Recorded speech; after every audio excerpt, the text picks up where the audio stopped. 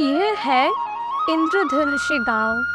एक ऐसा गांव जहां हर घर इंद्रधनुष के रंगों में रंगा हुआ है।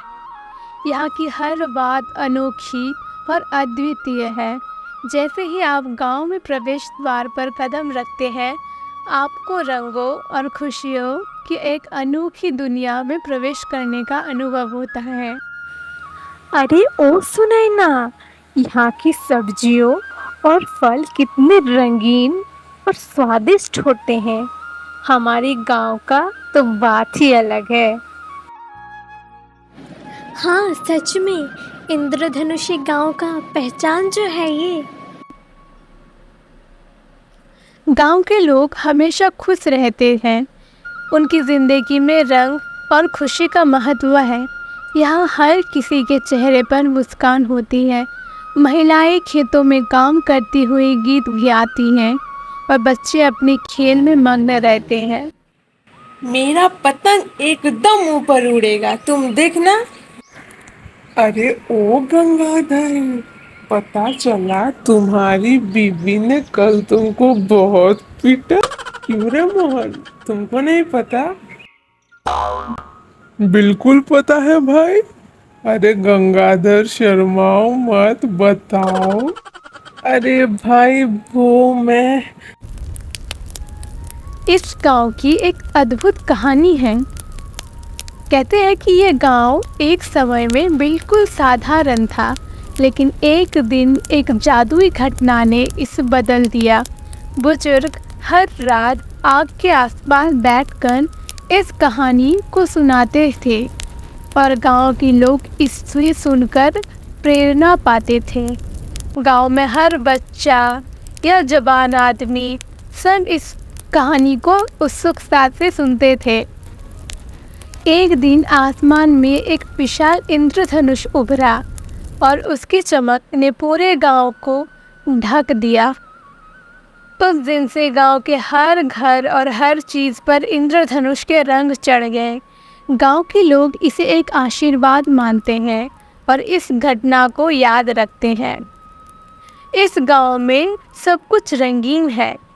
यहाँ उगने वाली हर सब्जी और फल अलग अलग रंग के होते हैं, जो इस गांव की विशेषता है। लोग दूर दूर से यहाँ की रंग बिरंगी फसल खरीदने आते हैं। ये गांव की समृद्धि का एक प्रमुख कारण है। अरे अरे, देखो तो सही, हम लोगों के इंद्रधनुषी गांव की फसल कैसे मुरझा रही है और इनके रंग भी फीके पड़ने लगे हैं। हम लोगों को कुछ करना होगा।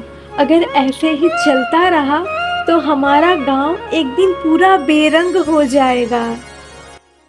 लेकिन हाल ही में गांव के रंग फीके पड़ने लगे हैं। लोग चिंतित हैं कि कहीं उनका रंगीन जीवन खत्म न हो जाए। फसलें मुरझा रही है और लोग समझ नहीं पा रहे कि ऐसा क्यों हो रहा है। गांव के युवक अरविंद और युवती सुरभि ने इस समस्या का समाधान खोजने का निर्णय लिया। उन्होंने एक पुराने ग्रंथ में जादुई इंद्रधनुष के बारे में पढ़ा। सुरभि, हमें इस ग्रंथ में कुछ सुराग मिले हैं। हमें उस गुफा तक पहुंचने की पूरी कोशिश करनी चाहिए। हाँ अरविंद, हमें जल्द से जल्द निकलना होगा। गांव की हालत दिन ब दिन खराब ही होती जा रही है। हमें जल्द से उस गुफा के लिए निकलना पड़ेगा ताकि हम गांव की खुशियों को लौटा सकें। और उसकी तलाश में निकल पड़े। वे जानते थे कि अगर वे इंद्रधनुष का स्रोत खोज ले तो गांव के रंग फिर से लौट आएंगे। कई दिनों की यात्रा के बाद उन्होंने एक गुफा में जादुई इंद्रधनुष का स्रोत पाया।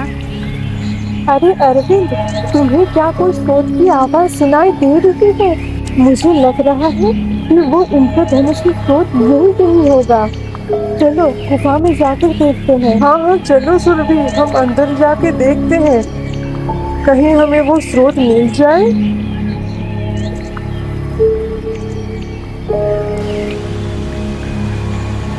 उसे छूते ही गांव के रंग फिर से चमक उठे। ये स्रोत अद्भुत था और इससे निकली रोशनी ने गांव को पुरानी चमक वापस लाने में काम दिया। इसके बाद वो लोग गुफा से निकल पड़े। इसके बाद अरविंद और सुरभि गांव के लिए निकल पड़े। वो निश्चित हो गए थे कि गांव अब पहले जैसा ही रंगीन हो चुका है। जब वे दोनों गांव पहुंचे तो देखे कि गांव अब पहले जैसा ही बन चुका है। अरे भाई, हम लोगों की गांव की खुशी से लौट आई, कितना मजा आ गया। अभी गांव के लोग बहुत फिर खुश से हैं। रंगीन हो गांव में गया, फिर से रंग और खुशी लौट आई है। लोग जश्न मना रहे हैं और इंद्रधनुषी रंग में नहाए हुए हैं। अरविंद और सुरभि ने गांव की खुशियां को वापस लाने में महत्वपूर्ण भूमिका निभाई। अब ये गांव सिर्फ इंद्रधनुष गांव ही नहीं, बल्कि खुशियों का इंद्रधनुषी गांव कहलाता है। यहाँ हर दिन नया और रंगीन होता है और लोग अपनी अनोखी दुनिया में ही खुश रहते हैं। अरविंद और सुरभि की मेहनत ने गांव को स्थायी बना दिया है।